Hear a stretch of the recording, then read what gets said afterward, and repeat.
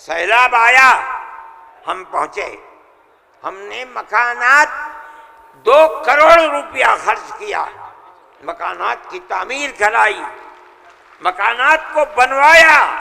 مسلمانوں کے مکانات بھی تھے، ہندوؤں کے مکانات بھی تھے، عیسائیوں کے مکانات بھی تھے، جاؤ جا کر کے دیکھو، ہم نہیں کرتے یہ کام۔ بنگال کے اندر سیلاب آیا، لاکھوں آدمی اجڑ گئے، ہم نے وہاں کیمپ لگائے، ایک ایک کیمپ میں 2700 صبح 2700 دوپہر میں کھانا کھاتے تھے، کوئی تمیز نہیں کون ہندو ہے کون مسلمان، جو مصیبت کا شکار ہے آئے ہمارے دسترخوان کے اوپر کھانا کھائے، یہ ہمارا کردار ہے۔ میرے بھائی، ان تمام چیزوں کو سمجھنا چاہیے۔ یہ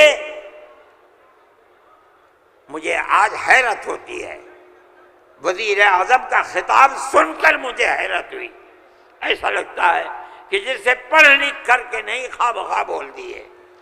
چیف منسٹر کے خطاب کو آج میں نے سنا، میں نہیں سنتا ہوں زیادہ، مجھے فرصت ہی نہیں ملتی پڑھنے پڑھانے سے، میں کہاں سے سنوں گا؟ جو خطاب ان کے جھارکھنڈ میں ہوئی ہے، مجھے حیرت ہوئی، مگر زیادہ حیرت نہیں ہوئی اس لیے کہ وہ زخم خوردہ ہیں۔ سپریم کورٹ کے فیصلے نے ان کے مزاج کے اندر گڑبڑی پیدا کر دی ہے، اس لیے وہ ایسی بات کہتے ہیں۔ سب لوگ اسی ملک کے رہنے والے ہیں، جو اس ملک کا ہے اس کو مکمل اختیار ہے۔ دستور ہماری بنیاد ہے، ہم اس دستور کو زندہ رکھنا چاہتے ہیں۔ اگر کوئی اس دستور کے خلاف جائے گا، ہم کورٹ میں گئے، بار بار گئے، ہمیں سپریم کورٹ سے پورا حق ملا ہے، ہم اللہ کا شکر ادا کرتے ہیں۔ ہمیں حق دینے والے مسلمان نہیں ہیں۔ 100% سپریم کورٹ کے جج جہاں ہمارے فیصلے گئے وہ ہندو تھے، ہندوؤں نے فیصلے کیے ہیں۔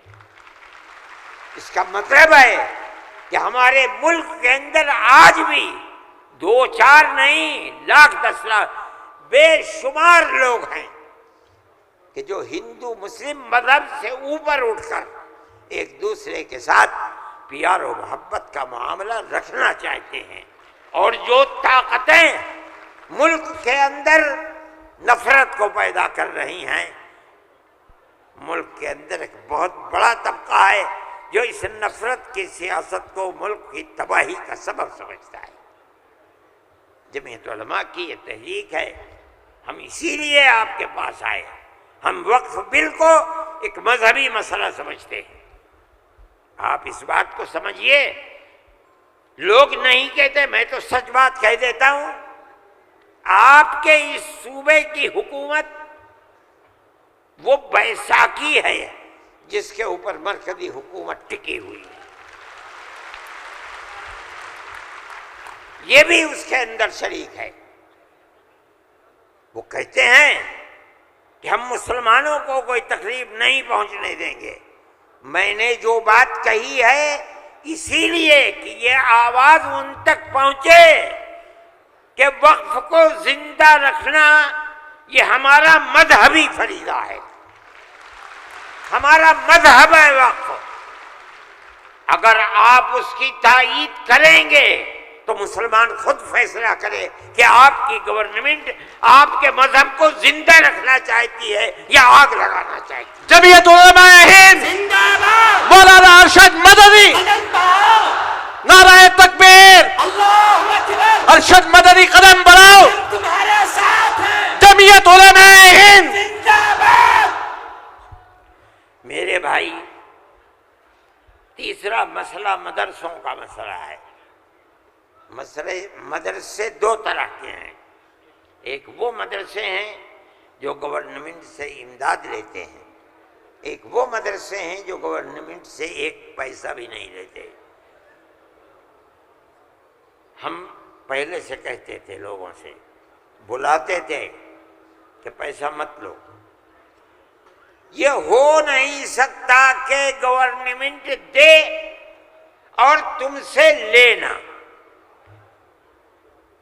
یہ نہیں ہو سکتا. آج سے تقریباً 15-20 سال پہلے دلی کے اندر ایک میٹنگ بلائی. بہار کے لوگ بھی اس وقت گورنمنٹ میں تھے، یہ بھی تھے، اور وہ یہ تھی کہ مدرسے والوں کو ہم پیسہ دیں گے. سب نے منع کر دیا کہ ہم نہیں جائیں گے. میں نے یہ سوچا کہ مجھے جانا چاہیے، چنانچہ میں چلا گیا وہاں. انہوں نے مجھے اسٹیج پر بنا لیا، اس کے اندر بڑے بڑے وزراء بیٹھے ہوئے تھے، ارجن سنگھ بھی تھے اور دوسرے لوگ تھے. وہاں تقریر کرنے والوں نے تقریر کی مدرسوں کے خلاف. میں خاموش بیٹھا رہا. اس کے بعد مجھ کو کہا کہ آپ بولیں. میں بولے. میں نے ان سے کہا کہ آپ نہیں جانتے کہ مدرسوں کا کردار کیا ہے. میں آپ کو بتاتا ہوں. جب 1857 کے اندر لوگوں کا قتل عام ہو گیا تو اب ملک کی آزادی کے لیے جہاد کرنے والے مجاہد ہی ختم ہو گئے. جن لوگوں نے جہاد کیا تھا وہ جیل میں پکڑے گئے. جب عام معافی کا اعلان ہوا تو علماء نکلے اور سر جوڑ کر بیٹھے. 57 میں جہاد ہوا تھا. ٹھیک 9 سال کے بعد 1866 میں دارالعلوم کی بنیاد رکھی. کیوں؟ اب مجاہد زندہ نہیں رہے. دارالعلوم میں جنگ آزادی کے لیے مجاہدین کی فیکٹری بنانی تھی، وہ ہے دارالعلوم دیوبند. مدارس اسلامیہ زندہ باد، جمعیت علماء ہند زندہ باد، نعرہ تکبیر، اللہ اکبر، مدارس اسلامیہ. اللہ اکبر. اس فیکٹری سے بڑے بڑے ہزاروں مدرسے بن گئے. جہاں دنیا میں جائیے، نیو یارک میں چلے جائیے، واشنگٹن میں چلے جائیے، لندن میں چلے جائیے، ساؤتھ افریقہ میں چلے جائیے، اور ایشیا کے اندر تو جس ملک میں قدم رکھو یہیں کے فارغ ہیں یا یہاں کے فارغ ہونے والے کے شاگرد ہیں جنہوں نے مدرسے بنا رکھے ہیں. یہ مدرسے در حقیقت ملک کی آزادی کی ضمانت ہیں. ملک کے اندر حضرت شیخ الہند یہیں کے پیدا ہوئے جنہوں نے 4 سال مالٹا میں جیل کاٹی. مولانا مدنی یہیں سے پیدا ہوئے ہیں جنہوں نے 9 سال انگریز کی جیل کاٹی ہے. اور میں نے کہا میں کتنوں کا نام لوں آپ کے سامنے. یہ مدرسوں کی زندگی ہے اور یہ تاریخ ہے. آپ اس تاریخ کو بجھانا چاہتے ہیں، کہتے ہیں بالکل نہیں. انہوں نے کہا کہ ہم نہیں بجھائیں. میں نے کہا کہ یہ ہو نہیں سکتا کہ آپ پیسہ دیں انہیں اور پھر ان کے نظام تعلیم اور نصاب تعلیم میں دخل نہ دیں. آواز آئی ہم وعدہ کرتے ہیں کہ نہیں دیں گے. میں نے کہا اچھا، میں آپ کو جھوٹا نہیں کہتا ہوں. مجھے یہ بتائیے کہ ابھی الیکشن میں 3 سال باقی ہیں. کیا آپ یہ ضمانت دے سکتے ہیں کہ 3 سال کے بعد جو الیکشن ہوگا اس الیکشن کے نتیجے میں کامیاب ہو کر آپ ہی اقتدار کی کرسی پر بیٹھیں گے؟ کہنے لگے نہیں دے سکتے. میں نے کہا تو آپ تو 3 سال کی ضمانت نہیں دیتے، اور میرے دل میں یہ ارمان ہے کہ اگر قیامت تک میں زندہ رہوں گا تو مدرسوں کو لے کے چلوں گا. میرا آپ سے کیسے ہو جائے گا؟ میری آپ سے اس میں مصالحت نہیں ہو سکتی. آپ کو اسکول بنانے ہیں، آپ مجھے دیجئے. آپ اگر 50 اسکول کہیں گے میں 50 بنا دوں گا. لیکن آپ یہ چاہیں کہ مدرسے کو ختم کر کے اس کے اندر اسکول کا نصاب بن جائے، یا یہ مدرسے آپ سے پیسہ لے کر چلے، جمعیت علماء اسے گوارا نہیں کرے گی۔ میں نے ان سے کہا کہ مدرسے اور مسجد میں کوئی فرق نہیں ہے۔ کہنے لگے وہ کیسے؟ میں نے کہا اس لیے کہ اگر مسجد میں نماز پڑھی جاتی ہے، مدرسے میں نماز سکھلائی جاتی ہے۔ اگر مسجد میں نماز کے اندر قرآن پڑھا جاتا ہے، مدرسے کے اندر قرآن پڑھنا سکھلایا جاتا ہے۔ کیسے دونوں الگ ہو جائیں گے؟ یہ دونوں ایک دوسرے کے ساتھ ہیں۔ جیسے ہم مسجد اپنی خود بناتے ہیں، چاہے ایک چھپر ڈال کر کے بنائیں، اسی طرح ہم مدرسے میں بھی آپ سے کوئی مساعدت لینا ہم نہیں گوارا کرتے۔ اچھا، میں یہ کہہ کر کے بیٹھ گیا، صدیقی صاحب جن کو گورنمنٹ نے بنایا تھا اسکولوں کو ان کا اقلیتی کردار دینے کے لیے، وہ میرے برابر بیٹھے تھے، وہ بھی اس اجتماع کو بلانے والے تھے۔ اس کے بعد ایک اور صاحب کھڑے ہوئے میرے بعد، انہوں نے پہلے تو یہ کہا کہ مجھے بڑا افسوس ہے کہ آپ نے ارشد کے بعد مجھے بلا لیا، کچھ وقفے کے بعد بلاتے۔ انہوں نے تقریر، اور جیسے انہوں نے کہا، میں نے اس پر یہ کہا کہ میرے اندر یہ طاقت ہے، آپ جو فرمائیں گے میں اسے قبول کروں گا، خاموش، میں کوئی اس کی تردید نہیں کروں گا، اس لیے آپ فرمائیے۔ جیسے انہوں نے کہا کہ مدرسوں کا کردار کمزور ہو گیا، وہ تو مجمع جو صبح سے کھڑے ہو گئے، خبیث ہے، اتار دو، پھینک دو، نکال دو اس کو یہاں سے۔ جب آگ لگنے لگی تو میں نے صدیقی صاحب سے کہا، جس صدیقی صاحب میں تو جا رہا ہوں۔ صدیقی صاحب نے مجھے پکڑیا، بھائی خدا کے لیے بیٹھ جاؤ، یہ مجمع ہمارے قابو میں نہیں آئے گا۔ تو میں نے ان لوگوں سے کہا کہ بھائی کیا بات ہے، کیوں آخر گھبرا رہے؟ ایک بات ہے، آپ کی مرضی کے مطابق ہے آپ قبول کیجئے، نہ مرضی کے مطابق ہے آپ نہ قبول، لیکن اس اجلاس کے اندر یہاں کیوں شور بچاتے ہو؟ خیر وہ لوگ بیٹھ گئے۔ جب ہو گیا تو میں اٹھ کے بھاگ گیا۔ کانگریس گورنمنٹ کی جو بالکل آخری شخصیت تھی، انہوں نے کہا کہ بھائی سونیا جی صدر تھیں، انہوں نے کہا کہ آپ نے کیا کر دیا، میں پہلے منع کرتی تھی کہ اس مسئلے کو نہ چھوڑو، بند کر دو اس کو، جو مدرسہ بند ہو گیا۔ آج بھی یہی مصیبت تھی، ان مدرسوں کے خلاف ابتدا میں جو امداد نہیں لیتے تھے کوئی نہیں بولتا تھا، اس لیے کہ جب تمہارا کھایا نہیں ہے تو تم ہم سے پوچھ کیوں سکتے ہو؟ جو تمہارا کھاتے ہیں ان سے جا کے کہو، انہوں نے کھایا ہے اب تم ان کے حلق سے نکالو، ہم نے تو کبھی تم سے 2 پیسے بھی نہیں دیے۔ دارالعلوم دیوبند کو سن 56 کے اندر، 1956 میں، جو اس وقت یہاں بہار کے آدمی تھے اور ملک کے صدر جمہوریہ تھے ڈاکٹر راجندر پرساد، وہ دیوبند آئے تھے۔ انہوں نے دیوبند، حضرت رحمۃ اللہ علیہ زندہ تھے، حضرت مدنی، انہوں نے دارالعلوم کے لیے ایک لائبریری کے پیسے دارالعلوم کو دینے کا وعدہ کیا۔ جب وہ چلے گئے، اب شکریہ ادا کیا ان کا بہت، جب وہ چلے گئے تو ان کو خط لکھ کر بھیج دیا گیا کہ دارالعلوم دیوبند کے بنانے والوں کا یہ حکم ہے، یہ اصول ہے کہ کسی بھی مسلم یا غیر مسلم حکومت سے کبھی کوئی مدد نہیں لی جائے گی، اس لیے ہم آپ کا شکریہ کے ساتھ واپس کرتے ہیں۔ آج تک حکومتوں پر حکومتیں بدل گئیں، انگریز گورنمنٹ، پھر اس کے بعد ہندوستان کی، مگر اس کے اندر کوئی فرق نہیں پڑا ہے۔ لیکن اس کے بعد جنہوں نے لیا تھا گورنمنٹ سے، پھر اس کے بعد ان مدرسوں کے اندر بھی ہاتھ ڈالنا شروع کر دیا۔ جمعیت علماء اس سلسلے کے اندر کورٹ میں گئی، اگرچہ ان مدارس کے سلسلے میں کوئی فیصلہ ابھی تک نہیں آیا، لیکن ہم یہ سمجھتے ہیں کہ قانونی اور دستوری اعتبار سے جو گورنمنٹ سے کوئی چیز نہیں لیتے، پہلے لیا جاتا تھا چھٹیوں کے اندر گورنمنٹ سے، وہ قانون تھا کہ جو ٹکٹ طلبہ لے کے گھر جاتے تھے کنسیشن، اس میں پیسہ کم ہو جاتا تھا۔ جب گورنمنٹ کی نظریں بدلنی شروع ہوئیں دارالعلوم نے بند کر دیا، اس کو ہم نہیں لیتے۔ یہ بات ہم نے کہی،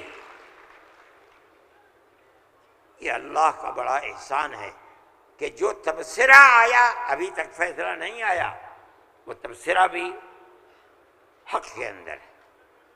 انشاءاللہ جب گورنمنٹ سے کوئی تعلق ہی نہیں ہے اور دستور کی دفعات 25 اور 26 اقلیت کو یہ حق دیتی ہے کہ وہ اپنے اداروں کو قائم کر لے، کوئی رکاوٹ نہیں ہے، تو ہمارے مذہبی اداروں کے اوپر کیسے رکاوٹ ہو سکتی ہے؟ دستور کی یہ دفعات ہمارے لیے چین و سکون اور عزت و آبرو کے ساتھ ملک میں رہنے کا ہمیں حق دیتی ہے۔ ہم یہ سمجھتے ہیں کہ مستقبل کے اندر بھی انشاءاللہ ہم اپنے ان پروگراموں کے اندر کامیاب رہیں گے۔ میرے بھائی، فلسطین کا مسئلہ ہے، دیکھیے جب یہ مسئلہ ہوا اسی دن ہماری گورنمنٹ نے ایک بات کہی کہ یہ دہشت گردی ہے، فلسطینیوں نے حملہ کیا اسرائیل کے اوپر۔ میں نے کہا یہ بھی گورنمنٹ جانتی نہیں ہے۔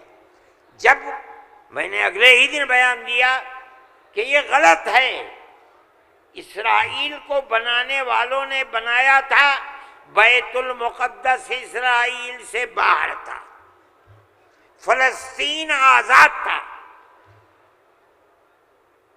اسرائیل نے امریکہ کی مدد سے اور یورپ کی مدد سے بیت المقدس کو، فلسطین کو،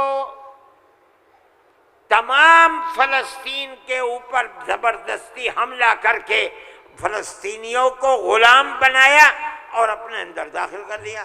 پھر یہی نہیں، 2-4 سال کے بعد حملہ کیا شام کے اوپر، اور گولان کی جو پہاڑیاں تھیں ان کو اپنے قبضے میں لے لیا۔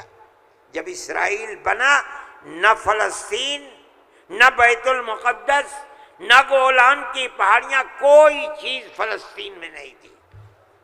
اب فلسطینی اٹھے اپنی آزادی کے لیے۔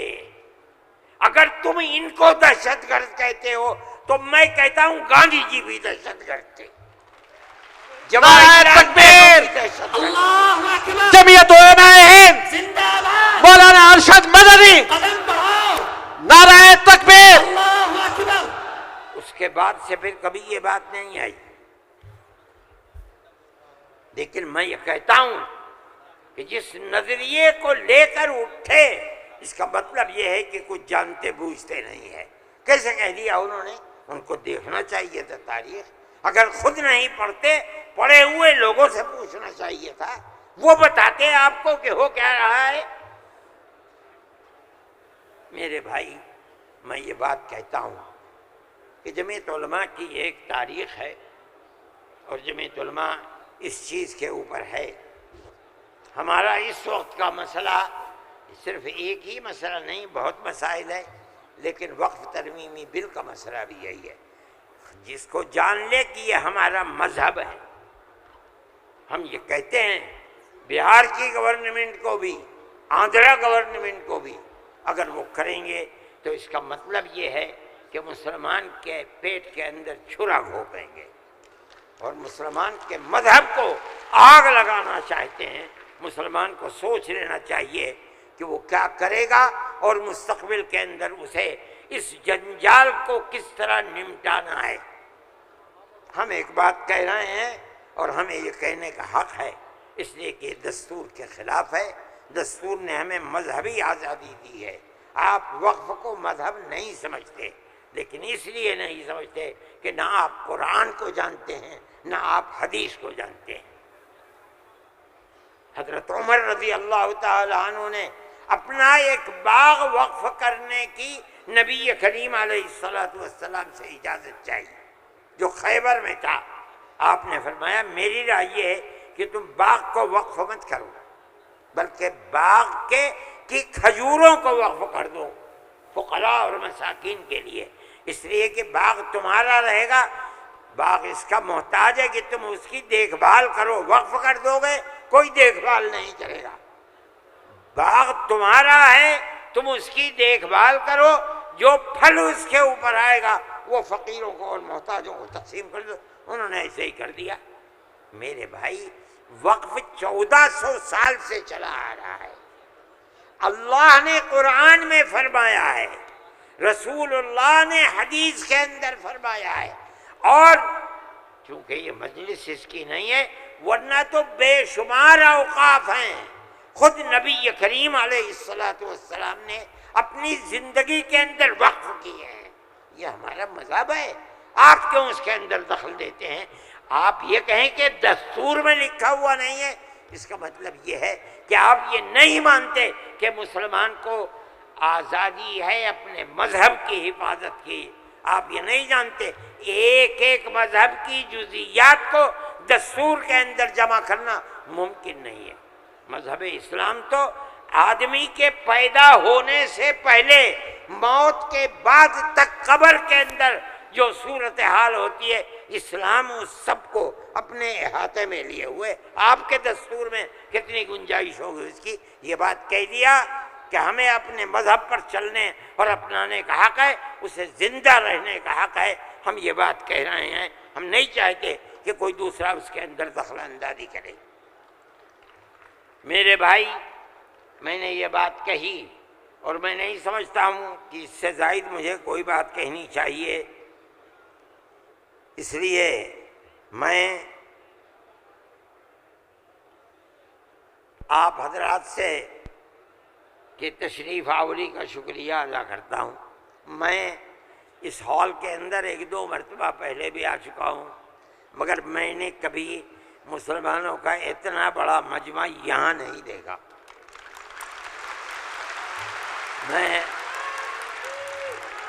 میں آپ نعرہ تکبیر، جمعیت علماء زندہ باد۔ میں آپ حضرات کا شکریہ ادا کرتا ہوں، اس لیے کہ یہ سب جگہ شہرت تھی کہ اس اجلاس کا مقصد وقف ترمیمی بل کی مخالفت ہے۔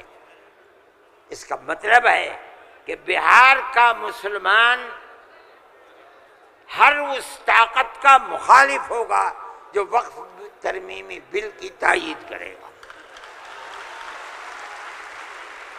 اس لیے آپ حضرات کا اس گرم جوشی کے ساتھ یہاں آنا، میں جمعیت علماء کے ایک خادم کی حیثیت سے آپ کا شکریہ ادا کرتا ہوں۔ اللہ آپ کو خوش رکھے، خیر و عافیت کے ساتھ رکھے، آپ اپنے مذہب کو سینے سے لگائے ہوئے زندہ رہیں اور مذہب کو خدا کرے زندہ رکھے۔ میں آپ سب حضرات کا شکر گزار ہوں۔ جو لوگ باہر سے آئے ہیں میں ان کا بھی شکریہ ادا کرتا ہوں۔ جن لوگوں نے، پٹنے کے رہنے والوں نے، قادری صاحب کے صاحبزادے اور جمعیت علماء کے ورکرز جو یہاں کے ہیں یا باہر کے رہنے والے ہیں، پٹنے کے علاوہ کے، جن لوگوں نے کوشش کی ہے، جمعیت علماء کے دل میں اس کی بڑی قدر ہے۔ اللہ تعالیٰ ان کی کوششوں کو قبول فرمائے اور حکومت کو کسی بھی ایسے کام سے جو صوبے کے اندر یا ملک کے اندر مسلمانوں کی دل آزاری کا سبب بنے، اس سے باز رکھے، اور خدا کرے کہ اس ملک کے اندر امن و امان، پیار و محبت مذہب سے اوپر اٹھ کر ہندو اور مسلمان سب مل جل کر اپنی پرانی تاریخ کو یاد کریں اور زندہ کریں۔ مسلمان اور ہندو گاؤں در گاؤں آج سے نہیں 1300 سال سے رہتا چلا آ رہا ہے، کہیں تو کوئی جھگڑا نہیں ہے۔ آج کون سی ملک کے اوپر آفت ہے کہ آگ لگانے ہی کے اوپر سیاست کی بنیاد رکھی ہوئی ہے۔ ہم اس کے مخالف ہیں، ہم اس کو پسند نہیں کرتے ہیں۔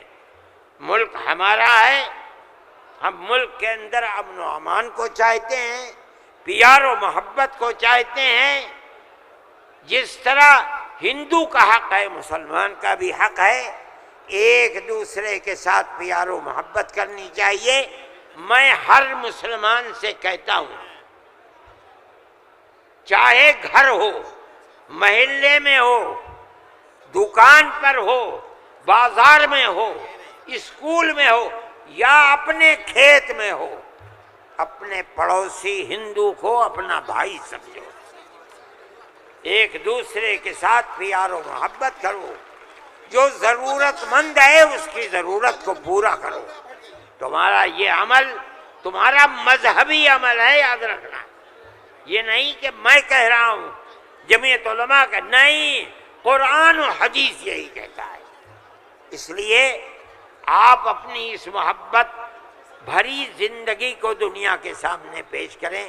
میں ارباب مدارس سے بھی کہتا ہوں، وہ جہاں جائیں، جہاں رہیں، جہاں مدرسہ چلائیں، ایک دوسرے کے ساتھ انس، ہندو مسلمان کو قریب کرنے کی اپنی تحریک کو زندگی عطا فرمائیں، جو آپ کی تحریک نہیں ہے، اسلام کی دی ہوئی تحریک ہے۔ اللہ ملک کے اندر امن و امان کو قائم رکھے، پیار و محبت کو زندگی عطا فرمائے۔ میں ڈاکٹر صاحب، صدر صاحب، جنرل سیکریٹری صاحب بہار، ان سب کا تہہ دل سے شکریہ ادا کرتا ہوں۔ اللہ ان کی کوششوں کو کامیاب فرمائے اور اس اجتماع کو اپنے مقاصد کے اندر کامیابی عطا فرمائے۔ وصلی اللہ تعالی علی خیر خلقہ سیدنا اللہم انا نشہدک انت اللہ لا الہ الا انت الاحد الصمد الذي لم يلد ولم يولد ولم يكن له كفوا احد۔ اللهم صل على سيدنا عبدك ورسولك محمد النبي الأمي وعلى آله وأصحابه وأهل بيته وبارك وسلم كما تحب وترضى عدد ما تحب وترضى۔ اے اللہ ہماری حاضری کو قبول فرما، اے اللہ اس جلسے کو قبول فرما، اے اللہ جس مقصد کے لیے جلسے کو بنایا گیا ہے، بلایا گیا ہے، اس مقصد میں کامیابی عطا فرما۔ اے اللہ اس اجتماع کے انجام کو بہتر فرما۔ اے اللہ پیار و محبت کی ہماری تاریخ کو زندہ و جاوید فرما۔ جو طاقتیں اس پیار و محبت کے بندھن کو آگ لگانا چاہتی ہیں، اے اللہ اپنے کرم سے انہیں خائب و خاسر فرما دے، ذلیل و رسوا فرما دے۔ ملک کے اندر چین و سکون، عزت و آبرو اور امن کی سیاست کو قائم فرما۔ اے اللہ ہماری دنیا کو بھی آباد فرما، ہماری آخرت کو بھی آباد فرما۔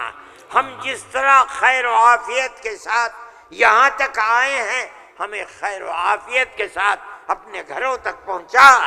اے پروردگار ہمیں رزق حلال عطا فرما، شرور و فتن سے محفوظ فرما، ہماری اولاد کو عزت و آبرو، عفت و پاکدامنی عطا فرما، حیا ایمانی عطا فرما، ہمارے بیماروں کو شفا عطا فرما۔ اے اللہ جب وقت آئے تو ایمان پر خاتمہ عطا فرما۔ اے اللہ موت کے بعد قیامت کے دن آقا نامدار حضرت محمد صلی اللہ علیہ وسلم کی شفاعت میسر فرما اور اپنی جنت میں جگہ